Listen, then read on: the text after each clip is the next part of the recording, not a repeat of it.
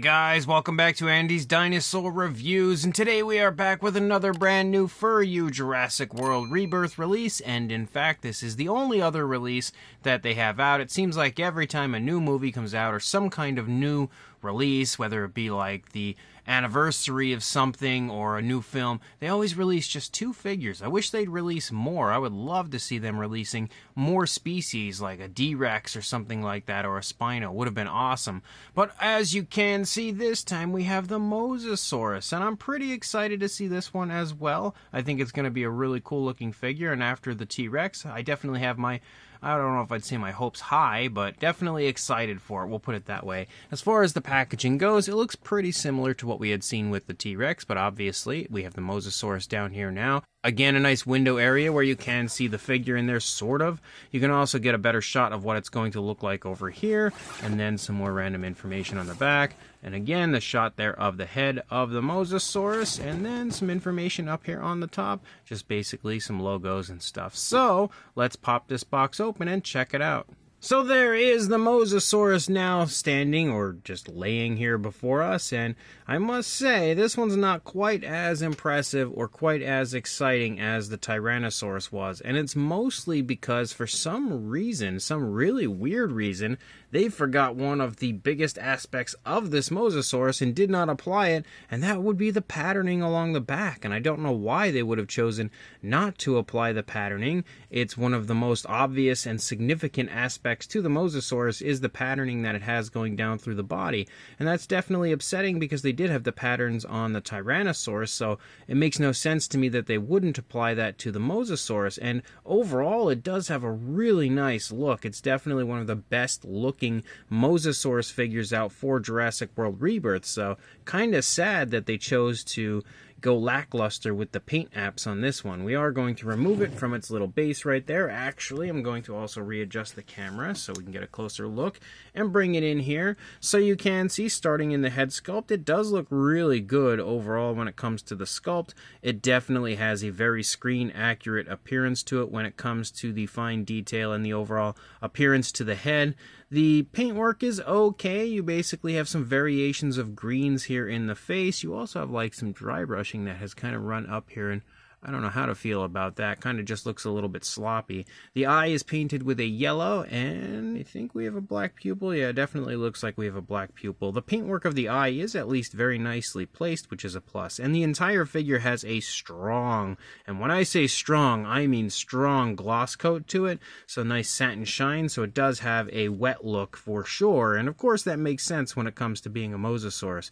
But at the same time, because it has such a strong gloss coat, it almost shines some of the detail away, I think, on the figure, which is a little bit disheartening.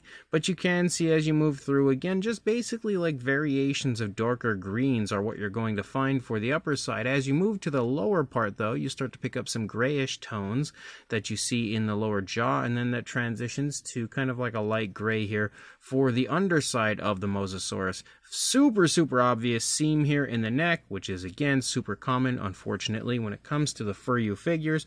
On the inside of the mouth, you can see a light tone here for the skin stretching, and then a mixture of pinks and like a dark wash has been applied to the inside of the mouth of the Mosasaurus, which does add at least some realism to the inside, and again the paintwork of the inside of the mouth.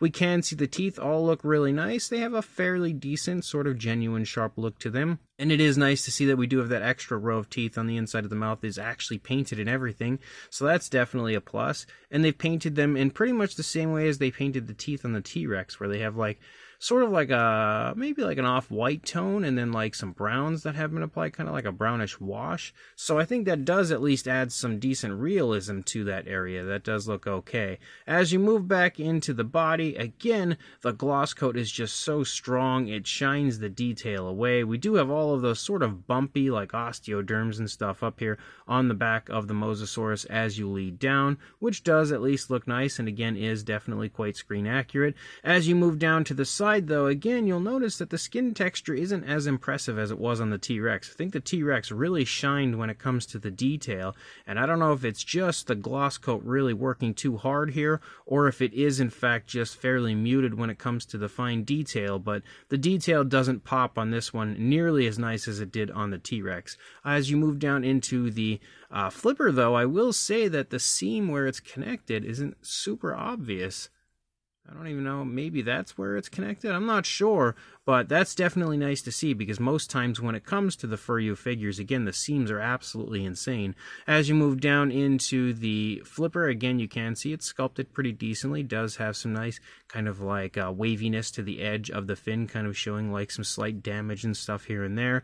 As you move back through the stomach, again, you have a really nice appearance here to the Mosasaurus when it comes to the pose. So because it is turning away from us, you've got a really good shot of the stomach, the nice smooth transition from the green down to the lighter underbelly, and again a look at the underbelly detail, which does look pretty good. As you move up here into the underside of the flipper, you randomly have a little bit of dry brushing there on the underside as well. As you move back up again, though, it just looks so naked without the patterns moving through the body, which is a little bit sad. As you move back to the rear flipper, again, it looks pretty decent when it comes to the overall appearance, and I don't notice any sort of a seam. Maybe this side of the figure was actually created without seams on these two flippers, because I really don't see any at all. And I definitely see them on the other side. As you move back, obviously a big seam there for the tail, because the tail is disconnected when you get it in the packaging and you have to apply the tail. As you move out, you've got, again, the lighter tone on the underside, the darker green on the upper side. And as you move out into the actual tail fin, it looks pretty good overall. Definitely resembles the appearance to the Mosasaurus in Jurassic World Rebirth fairly nicely, I would say. So they do a pretty good job, at least as far as the screen accuracy department of their sculpts. As you move out through the tail, you can very clearly see, again, a really strong wavy curve to the tail, which is also, again, fairly impressive looking. But as you move through this side, again, the Mosasaurus is kind of like leaning toward this side, making this definitely the more dominant side for the figure.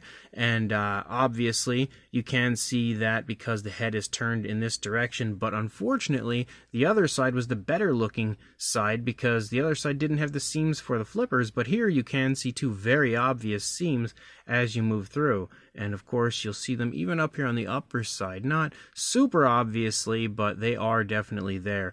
But again, this side just has a little bit more kind of wrinkling and creasing to the skin because of the turn in the body of the Mosasaurus. But I really feel like it just needed the patterns. If it had the patterns and maybe like a wash or something to it, it would have looked really cool. And then you also have a really nice base, though. It's got a very cool blue watery look, very nice and translucent, which you can see again through the underside of it. It's also got like a splash effect occurring, so that looks really good as far as both the sculpt and the fact that they've applied like some white or light gray dry brushing to really help kind of amp up the appearance of a splash, of a water splash. So pretty cool base. I like the fact that they have included bases with these newer figures that sort of create like terrain that they might be living. Obviously the Mosasaurus is going to be living in water, so we've got the water, but like with the T-Rex had like a nice earthy base and everything. A lot of the Furyu figures prior didn't really have that, and in fact with the last round of them they didn't even include bases at all, so it is nice to see the bases return and actually look better. As far as a size goes for the Mosasaurus,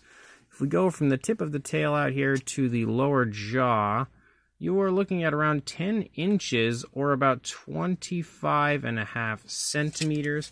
If you go from straight back here to the lower jaw, we'll go right there, about 8.5 inches or around 21.5 centimeters.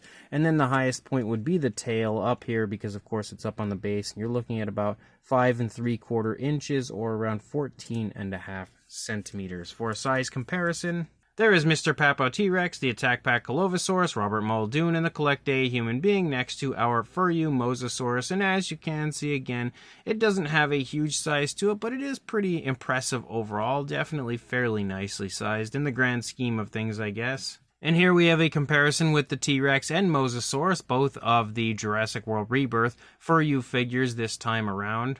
And for a pretty good comparison here of the Rebirth Mosasaurus, here we have the Planosaurus version next to the Furyu version. So you can very clearly see, again, it is pretty similar in size between these two figures right here, which is definitely cool if you know what the size is of the Planosaurus version. It's kind of similar in size to like the version that you got with the boat and stuff like that. So not huge, but not small. Again, giving you a pretty good idea of the size of this Furyu release. And since there aren't really all that many more high quality kind of Mosasaurus models like this in my collection, as far as Jurassic World versions anyway, we have just a few randoms. Here's the Safari LTDU Tyrannus, which is obviously a lot smaller. The Schleich Diabloceratops, again significantly smaller. The Collectae Deluxe Dimetrodon, obviously still smaller.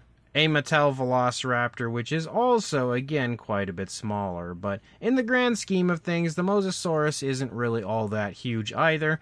But again, a little bit bigger than the last string of figures I've compared with it. So not huge, but not small. So this brand new Furyu Jurassic World Rebirth Mosasaurus figure is pretty cool, but definitely a little bit lacking. I would say the T-Rex was significantly better than the Mosasaurus is. The Mosasaurus just really needed the patterns, and I feel like it would have been fantastic. Had they included the patterns moving along the back, it would have been one of the nice, and not just the back, but the face and everything, it would have been one of the nicest Jurassic World Rebirth Mosasaurus figures on the market anywhere. But because it is seriously lacking that coloration and that patterning, it looks so naked and so awkward because of it. If you look past that, though, and you look at the actual sculpt, the sculpt is really well done. Definitely a little muted when it comes to the fine detail, and again, I think a lot of that has to do with the strong gloss coat that's added to it, but it does look a little bit less impressive when it comes to the fine detail than the T-Rex did, but it still looks pretty good, definitely quite screen accurate. It has a pretty cool pose, obviously a nice kind of action-packed pose for the Mosasaurus, which I think this newest round of figures has pretty much had action-packed poses the entire way through, because the T-Rex did as well. The paintwork, again, if you move past the patterning missing, does look pretty decent. Like, they've done a good job of adding in some washes and stuff to the inside of the mouth and some realism in there. Fairly smooth transitions. You know, it doesn't look terrible. It's just still quite lacking overall when it comes to the actual design that they needed for the color scheme. And then, of course, you have a pretty cool base, which I really do like. Of course, a nice watery kind of splash effect that they have there. And I think that as well is really well done. So if you are interested in this, again, just like with the T-Rex, your best bet is just to search around on like eBay or Mercari or somewhere like that and try to find them on there, because they're not super easy to find here in the United States, and no websites or anything sell them. So those are probably your best bets to try to find these. So if you can find them for a decent price, I recommend picking it up and maybe adding the patterning yourself, and again, adding it to your collection. So if you can find it, again, grab it if you want it, and like, comment, and subscribe, and I will see you in the next review. Thanks for watching.